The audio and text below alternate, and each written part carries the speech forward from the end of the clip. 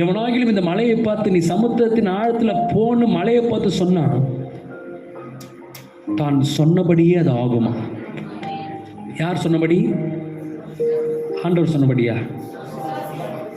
தான் சொன்னபடி. நான் என்ன சொல்றேன், உங்க வாழ்க்கை குறித்து மற்றவங்க நிறைய பேர் சொல்லலாம், நீ உருப்பட மாட்ட, உருப்படாத கேஸு, நீ எங்க உருப்பட போற. வாதியார் சொல்லியிருக்கலாம், தம்பி சொந்தக்காரன் சொல்லியிருக்கலாம், நீ பிரயோஜனமே இல்லைன்னு சொல்லியிருக்கலாம். அவங்க என்ன சொல்றாங்கன்னு மேட்ரு இல்லை. உங்க வாழ்க்கை குறித்து நீ என்ன நினைக்கிற? உங்க வாழ்க்கை குறித்து நீங்க என்ன பேசுறீங்க? அல்லி சொல்லுங்களேன். சொல்லுங்க, நான் வாழ்வேன்.